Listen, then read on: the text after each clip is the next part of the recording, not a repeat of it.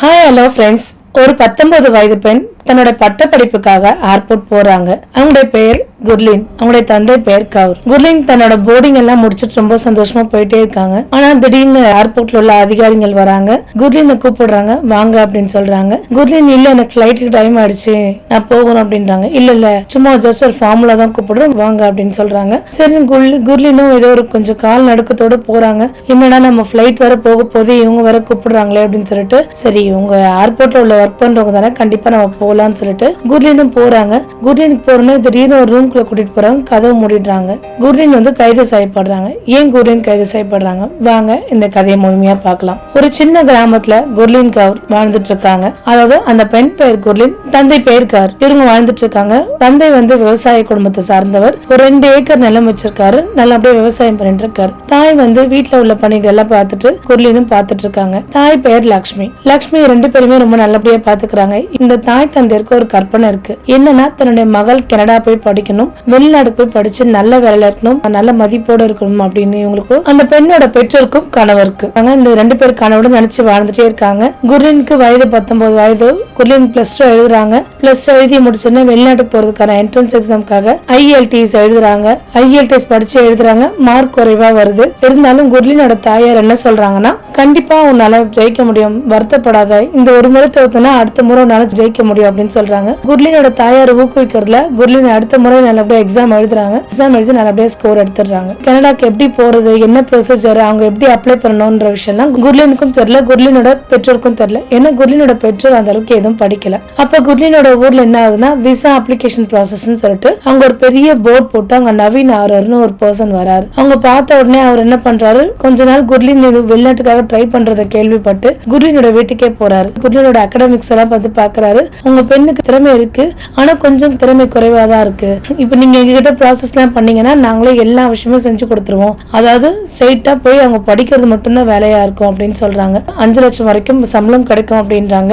அதனால குர்லினோட பெற்றோருக்கு இன்னும் சந்தோஷமா இருக்கு. தன் மகள் பட்டப்படிப்பை முடிச்சுட்டு நல்ல சம்பளத்தோட வேலை செய்வா அப்படின்னு ஒரு கனவோட இருக்காங்க குர்லினோட பெற்றோர். இதுக்கு எவ்வளவு ஆகும்னு சொல்லிட்டு குர்லினோட அப்பா கேட்கிறாரு. இதுக்கு தோராயமா ஒரு குறைஞ்சது ஒரு 17 லட்சம் தேவைப்படுது அப்படின்றாங்க. 17 லட்சமா அப்படின்னு ரொம்ப ஆச்சரியப்படுறாங்க. 17 லட்சம் இருந்தா அவங்க கனடா போயிடலாம். கனடா போய் அவங்க நேரடியா படிக்கலாம். அவங்க நடுவில் உள்ள வெரிஃபிகேஷன் ப்ராசஸ், விசா ப்ராசஸ் எல்லாம் நாங்களே பாத்துக்கிறோம், ஒண்ணும் இல்ல, உங்களுக்கு எந்த வேலையுமே கிடையாது அப்படின்றாங்க. சரின்னு சொல்லிட்டு குர்லினோட அப்பா என்ன பண்றாரு, யோசனை பண்ணிட்டே இருக்காரு. சரி, நம்ம குழந்தைக்காக நம்ம வாழ்க்கையை வாழ்ந்துட்டு இருக்கோம், அவளுக்காக இந்த 2 ஏக்கர் நிலத்தையே வித்துடலாம், வித்துட்டு இந்த பணத்தை நம்ம கொடுத்துடலாம் நினைக்கிறாரு. அதே மாதிரி கவுர் நினைச்ச மாதிரியே 2 ஏக்கர் நிலத்தை வித்துட்டாரு. வித்துட்டு அந்த 17 லட்சத்தையும் அந்த விசா அப்ளிகேஷன் ப்ராசஸ்ல போய் கட்டுறாரு.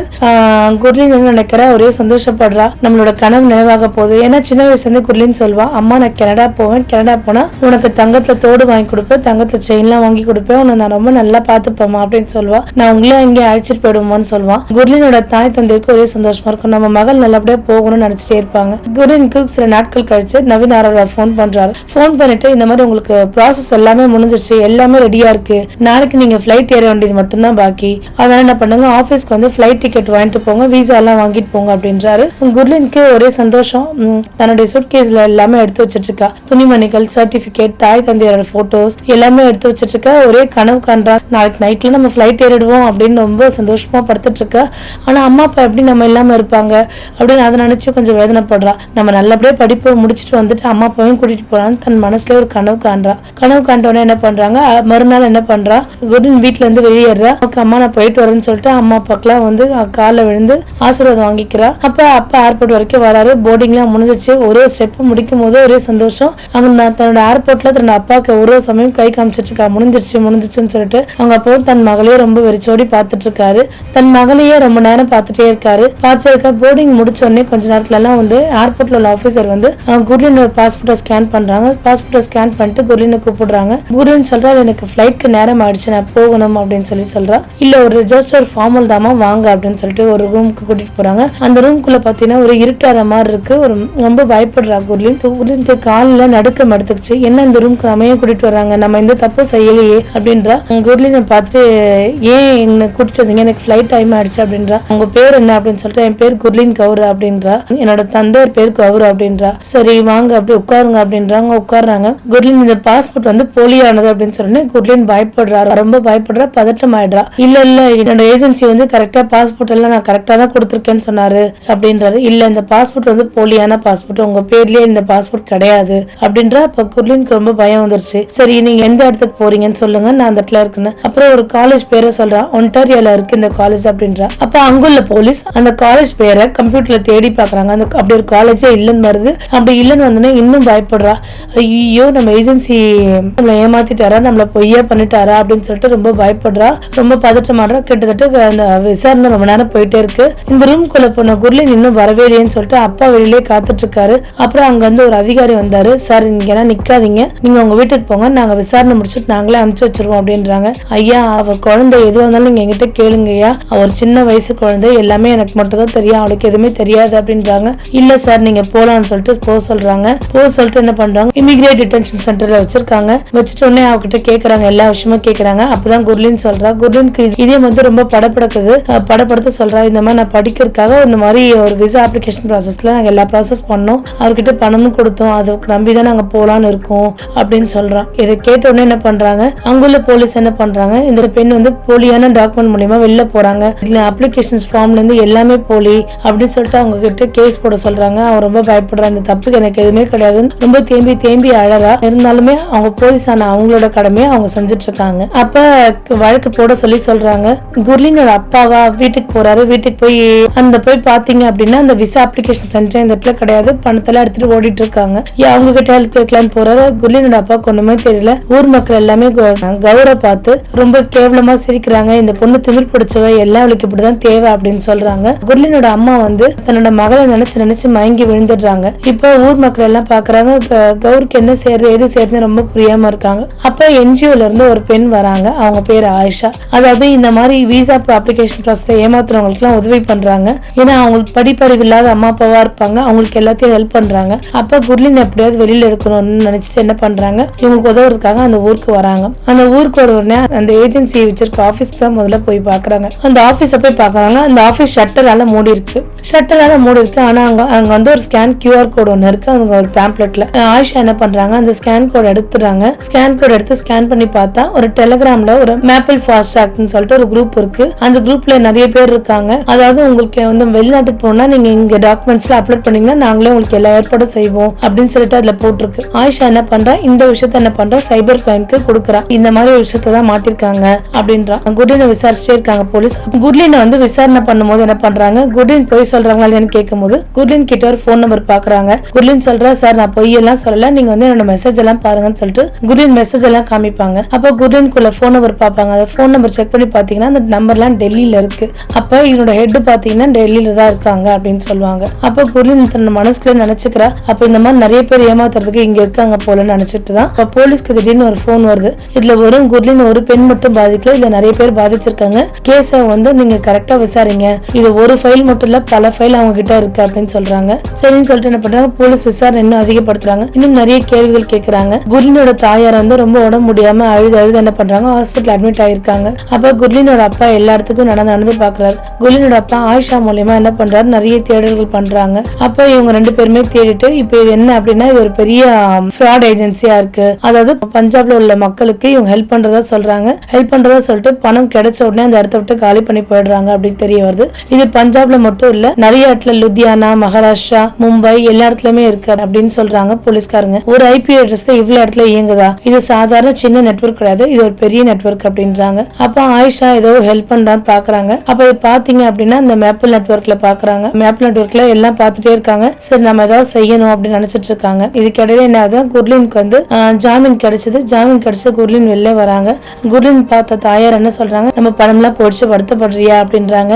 இல்லம்மா நான் வருத்தப்படல, கண்டிப்பா கண்டிப்பா வந்து நம்ம ஏமாந்த மாதிரி மற்றவங்க யாரும் ஏமாறக்கூடாது. கண்டிப்பா நான் அந்த ஆளை சிக்க வைப்பேன், அந்த ஆள் கூட வேலை செஞ்சுக்கலாம், நான் சிக்க வைப்பேம்மா, கண்டிப்பா நான் செய்வேம்மா அப்படின்னு சொல்றா. சரிம்மா நீ எது செஞ்சாலும் நல்லபடியா செய்யுமா, ஒரு தடவைக்கு 10 தடவை யோசனை பண்ணி செய் அப்படின்றாங்க. சரிமான்றாங்க. அப்ப ஆயிஷா அவங்களுக்கு உதவி பண்றாங்க. குர்லின் வந்து ஆயிஷாட்ட சொல்றாங்க, நான் வந்து ஒரு போலி ஃபைல் நம்ம வந்து அப்லோட் பண்ணலாம், அவங்க எப்படியும் பணம் வாங்குறதுக்கு கண்டிப்பா நம்மள கான்டாக்ட் பண்ணுவாங்க அப்படின்றாங்க. சரி நான் ஆயிஷா என்ன சொல்றேன், நீங்க ஒரு போலி ஃபைல் ரெடி பண்ணி அவங்களுக்கு அப்லோட் பண்ணல, அவங்க டாக்குமெண்ட்ஸ் அப்லோட் பண்ணனே கண்டிப்பா நீங்க வெளிநாட்டு போக தயாரா இருக்கீங்களா, கண்டிப்பா நீங்க போகலாம், உங்க டாக்குமெண்ட்ஸ் எல்லாம் நாங்க அப்லோட் பண்ணிடுவோம், நீங்க பணம் மட்டும் கொடுத்தா போதும், உங்களுக்கு விசா ரெடின்னு ஒரு மெசேஜ் வருது, அப்லோட் பண்ணுங்க அப்படின்றாங்க. அப்லோட் பண்ண உடனே என்ன பண்றாங்க, உங்க ஃபைல்ஸ் எல்லாமே கரெக்டா இருக்கு, நீங்க பணத்தை மட்டும் கட்டிட்டீங்கன்னா போதும், நீங்க உடனடியே கனடா போகலாம் அப்படின்றாங்க. உடனே என்ன பண்றா, இது ரொம்ப நல்ல விஷயம்னு சொல்லிட்டு ஆயிஷா போலீஸ்க்கும் தெரிவிச்சிடுறாங்க. இந்த மாதிரி நம்ம மறுநாள் நாங்க இந்த மாதிரி ஒரு ஹோட்டலுக்கு போறோம், பஞ்சாப்ல உள்ள ஒரு ஹோட்டலுக்கு போறோம், அங்கதான் சார் அந்த ஆளுங்க வராங்க, இன்ஃபார்ம் பண்ணிட்டாங்க ஏற்கனவே. அப்ப அந்த ஆள் பேசிட்டே இருக்காங்க. அந்த ஆள் பாத்தீங்கன்னா நல்லா ஒரு கேப் போட்டுட்டு ஒயிட் கலர் டிஷர்ட் போட்டு ரொம்ப ஸ்டைலிஷா உட்காந்துட்டு இருக்காரு. அப்ப ஆயிஷா போறாங்க, என்னோட டாக்குமெண்ட்ஸ் எல்லாம் ரெடியா இருக்குல்ல சார், எத்தனை நாள்ல போயிடலாம், நீங்க பணம் கட்டிட்டீங்கன்னா உடனே போயிடலாம், பணத்தை எடுங்க, சீக்கிரமா எடுத்து கொடுங்க அப்படின்றாங்க. இப்ப பணத்தை எடுக்கும்போது என்ன பண்றாங்க, அப்ப போலீஸ்காரங்க வந்து அவனை பிடிச்சிட்டாங்க. போலியான ஆவணங்களை ரெடி பண்ணி கொடுக்குறீங்களான்னு சொல்லிட்டு போலீஸார் எவ்வளவு விசாரிக்கிறாங்க. ரொம்ப நேரம் அவன் விசாரிக்கும் போதிலே சொல்லல. அப்புறம் திடீர்னு நான் பாக்கெட்ல இருந்து போன் எடுத்து பார்த்தேன், NA11 அப்படின்னு ஒரு பர்சன் இருக்கு. கிட்டத்தட்ட வாரம் அந்த பர்சன் வந்து 1 மணி நேரம் கிட்ட இவங்ககிட்ட பேசுறாங்க. அப்புறம் அந்த போலீஸ் எவ்வளவு விசாரணை அடிக்கிறாங்க, நீ ஒழுங்கா உண்மையை சொல்லிட்டு தப்பிச்சுக்கலாம், இல்ல நீ பெரிய கேஸ்ல இருந்து மாட்டிப்ப, யோசனை பண்ணிக்கோ அப்படின்றாங்க. அப்ப எனக்கு இவங்க யாரெல்லாம் தெரியாது, வெறும் நான் இங்க கமிஷன் வாங்குற ஆள் மட்டும்தான், இந்த ஹெட் பாத்தீங்கன்னா டெல்லியில இருக்காங்க, நான் உங்களை பார்த்ததில்லை அப்படின்னு சொல்றாங்க. போலீஸ் விசாரணை பண்ணிட்டே இருக்காங்க. அப்ப ஆயிஷாக்கு திடீர்னு போன் வருது, பிரைவேட் நம்பர்ல இருந்து வருது. அலோன் போன் எடுத்து பேசுறாங்க, நல்லா இந்த கேஸை விசாரிச்சீங்கன்னா உங்களுக்கு சொந்தமானவர் இதுல மாட்டுவாரு அப்படின்னு சொல்லியிருக்காங்க. ஆயிஷாக்கு ஒண்ணுமே புரியல, என்ன இது நமக்கு சொந்தமானவர் மாட்டுவாங்களா அப்படின்னு சொல்லி நம்ம உளறி இருக்கானே அப்படின்னு சொல்றாங்க. சரின்னு சொல்லிட்டு என்ன பண்றாங்க, அந்த பையனை பிடிச்சாங்கன்னா, அந்த பையன் பேர் நவனித்தோட பிளாட்ஸ்க்கு போறாங்க. பிளாட்ஸ்க்கு போய் பாக்குறாங்க, அங்க ஒரு லேப்டாப் இருக்கு, நிறைய போலி பாஸ்போர்ட் இருக்கு, போலியான ஆவணங்கள் நிறையவே இருக்கு. இது எல்லாமே போலீஸ் போய் எடுத்துட்டு வராங்க. அப்ப ஆயிஷா கையில இது மாட்டுது. ஆயிஷா கையில மாட்டோன்னு என்ன பண்றாங்க, ஆயிஷா குர்லின்னு சேர்ந்துட்டு என்ன பண்றாங்க, அந்த வீடியோ பார்த்துட்டே இருக்காங்க. வீடியோ பார்த்துட்டே இருக்கும் பாத்தீங்கன்னா தனக்கு தெரிஞ்ச ஒரு நபர் வராரு, குர்தீப்னு வராரு. அப்ப அந்த வீடியோல பாத்தீங்கன்னா சபாஷ் குர்தீப் அப்படின்னு சொல்லுவாங்க. இதை பார்த்த உடனே ஒரே ஆச்சரியப்படுறா ஆயிஷா, என்னுடைய மாமா இந்த வீடியோல வராரு, என்ன விஷயம் தெரியலையே அப்படின்னு சொல்லிட்டு. அப்ப குர்லின் வேதனைப்படுறா, ஆயிஷா நமக்கு உதவி பண்ண மாட்டாங்களா, இவங்க மாமாவே இதுல ஈடுபட்டு இருக்காங்களே அப்படின்றா. அப்ப ஆயிஷா சொல்றா, கண்டிப்பா நான் உனக்கு உதவி பண்ணுவேன், இது உனக்கு எந்த வித சந்தேகமே வேண்டாம், நான் நேர்மையான ஒரு விஷயத்துக்காக நான் போராடுவேன், நேர்மை இல்லாத எந்த ஒரு விஷயத்துக்கு நான் போராட மாட்டேன், நீ வந்து நேர்மையா இருந்தான்றக்காக நான் உனக்காக உதவி பண்ணவே வந்தேன் அப்படின்னு சொல்றாங்க ஆயிஷா தன்னுடைய மாமா வீட்டுக்கு போறாங்க. நீங்க போலியான ஆவணங்கள் நீங்க தான் ரெடி பண்ணி கொடுத்தீங்க குர்லினுக்குன்னா, ஆமா நான் தான் ரெடி பண்ணி கொடுத்தேன் அப்படின்னு சொல்றாரு. இப்ப அதனால உனக்கு என்ன இல்ல, அதனால அவ 10 லட்சம் பணத்தை இழந்திருக்கா, என்ன விஷயம் சொல்லுங்க அப்படின்னு அவர் ரொம்ப அமைதியா இருக்காரு, கண் கலங்கி நிக்கிறாரு. ஆமா நான் வந்து பணத்துக்காக ஆசைப்பட்டு அதை செஞ்சேன், வேற வழி இல்ல எனக்கு வாழ்வாதாரத்துக்குன்னு சொல்றாங்க. அப்ப போலீஸ் குர்தீப் அவங்களையுமே அரெஸ்ட் பண்றாங்க. அரெஸ்ட் பண்றது மட்டும் இல்லாம குர்தீப்போட யாருக்கெல்லாம் இது இருக்கு அப்படின்னு சொல்லி பாக்குறாங்க. பார்க்கும்போது நவனித் இவங்க 2 பேருமே அரெஸ்ட் பண்ணி பெரிய மீடியால கொண்டு போய் போடுறாங்க. அப்ப குர்லின் தாய், அடுத்து நீ என்னமா செய்ய போற அப்படின்னு சொல்லிட்டு கேக்குறாங்க. அப்ப அடுத்து ஒன்னும் செய்யறதுக்கு ஒண்ணும் இல்லம்மா, இப்ப நம்ம போன பாதை தப்பா இருக்கு, நீ அடுத்து முயற்சி பண்ணுமான்னு குர்லினோட தாய் சொல்றாங்க. அப்ப குர்லின் வந்து நம்ம வந்து அறியாமையால நிறைய நம்ம தேவையில்லாத ஏஜென்சி மூலமா போய் நிறைய தப்பு பண்ணிட்டோம், இப்ப நானும் ஒரு NGO ஓபன் பண்ண போறோமா அப்படின்னு சொல்றாங்க. நல்ல விஷயமா 4 பேருக்கு உதவி பண்ணு, இந்த NGO மூலமாக நிறைய பகுத்தறிவு அவங்களுக்கு தெரியணும், இந்த மாதிரி இடத்துக்கு போகக்கூடாதுன்னு தெரியணும், எத்தனை பேர் இந்த மாதிரி பாதிக்கப்பட்டிருப்பாங்களோ எல்லாருக்கும் நம்ம தீர்ப்பு வாங்கி தரணும் அப்படின்னு சொல்லிட்டு குர்லின் என்ன பண்றா, ஸ்கூலுக்கு கல்லூரிக்கெல்லாம் போறா. கல்லூரிக்கெல்லாம் போயிட்டு அங்க எல்லாருக்குமே தன்னுடைய ஸ்பீச் தரா, ஏமாந்த கதையை எல்லா இடத்துலயுமே சொல்றா. அதனால நீங்க யாரும் ஏமாறக்கூடாது, எக்காரத்துக்கு கொண்டு உங்க டாக்குமெண்ட்ஸ் எல்லாமே கன்சர்ன் வெப்சைட்ல மட்டும்தான் நீங்க அப்லோட் பண்ணுவே தவிர இந்த மாதிரி ஏஜென்சி மூலமா நீங்க போக கூடாது, ஏஜென்சி மூலமா போனீங்கன்னா உங்களுக்கு நிறைய பேர் ஏமாற்ற வாய்ப்பு இருக்கும், நான் வந்து தேவையே இல்லாம ஒரு கேஸ்ல வந்து மாட்டிக்கிட்டேன் இந்த ஏஜென்சி மூலமா நம்பி போனதால, அதனால உங்க வாழ்க்கையும் அந்த மாதிரி எந்த ஒரு விஷயம் நடந்துடக்கூடாதுன்னு ஒவ்வொரு காலேஜுக்கும் போயிட்டு ஒவ்வொரு ஸ்கூலுக்கும் போயிட்டு தன்னுடைய ஸ்பீச் சொல்றாங்க. இதனால நிறைய விழிப்புணர்வை உருவாக்குறாங்க குர்லின். ஆயிஷாவுக்கு ஒரே சந்தோஷம், நம்மள மாதிரி இவங்களும் நல்லபடியா மத்தவங்களுக்கு உதவி பண்றாங்கன்னு ஒரே சந்தோஷம். இந்த கதையில இருந்து நம்ம தெரிஞ்சுக்க வேண்டிய விஷயம் என்னன்னா, ஒரு விஷயம் செஞ்சா 10 பேர்கிட்ட கேட்டு செய்யலாம், இல்ல தெரியாத விஷயங்கள் நம்ம செய்யாம இருக்கிறதே நல்லது. நிறைய படிச்சவங்க யார்கிட்டயாவது போய் இந்த மாதிரி விஷயம் செய்யலாமா அப்படின்னு ஒரு ஆலோசனை கேட்டுக்கிறது ரொம்ப ரொம்ப நல்லது. நம்மளே புத்திசாலி நம்ம நினைக்கவே வேண்டாம், 4 பேர்கிட்ட கேட்கும் போது 4 விஷயங்கள் நமக்கு தெரியும். இப்ப குர்லினோட பெற்றோர் வந்து செஞ்ச விஷயம் என்னன்னா, ஒரு நல்ல படிச்சவங்க கிட்ட இருந்து இந்த மாதிரி சேர்க்கலாமா, இது நல்லதா கெட்டதா அப்படின்னு அவங்க ஒரு ஒப்பீனியன் கேட்டிருக்கலாம். அப்படி ஒரு ஒப்பீனியன் கேட்டிருந்தா இது வேண்டான்னு நிறைய பேர் சொல்லியிருப்பாங்க, இல்ல நிறைய பேர் கன்ஃபியூஸா பண்ணி விட்டுருப்பாங்க. அவங்களும் வந்து நிறைய விஷயம் கேட்டு தெரிஞ்சுக்கணும்னு நினைச்சிருப்பாங்க. ஆனா அவங்களுக்கு யாருமே இல்லாம இருக்கிறதுனால இவங்க சொல்றதா கரெக்ட்னு நினைச்சு அவங்களோட பணத்தை கொண்டு போய் கட்டி அவங்க ஏமாந்துட்டாங்க. ஆனா இனி வரும் காலங்கள அப்படி யாரும் ஏமாற மாட்டாங்கன்னு நினைக்கிறேன். ஏன்னா இப்போ ஊடகம் மிக பெரிய ஒரு விழிப்புணர்வு கொடுத்துட்டு தான் இருக்கு. மீண்டும் ஒரு நல்ல கதையில் சந்திக்கிறேன். நன்றி, வணக்கம்.